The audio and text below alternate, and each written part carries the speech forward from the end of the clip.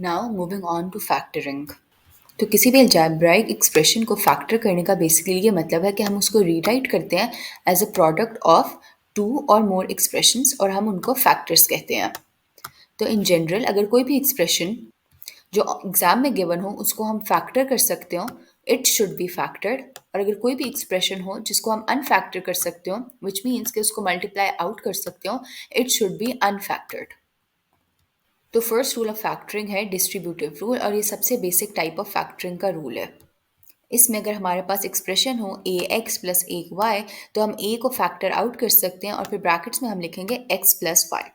तो जब हम इस रूल को अप्लाई करेंगे फ्रॉम लेफ्ट टू राइट तो इसको हम फैक्टरिंग कहते हैं, लेकिन अगर हम इस रूल को अप्लाई करेंगे फ्रॉम राइट टू लेफ्ट तो इसको हम डिस्ट्रीब्यूटिंग कहेंगे।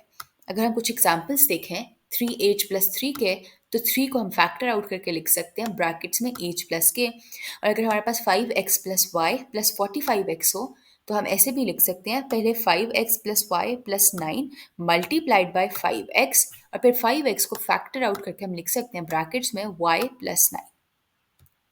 और इस डिस्ट्रीब्यूटिव रूल को हम जनरलाइज कर सकते हैं एनी नंबर ऑफ टर्म्स पे। तो फॉर एग्जाम्पल अगर हमारे पास 3 टर्म्स हो तो हम ऐसे लिख सकते हैं ए एक्स प्लस ए वाई प्लस ए जेड को ए को फैक्टर आउट कर लेंगे और फिर ब्रैकेट्स में।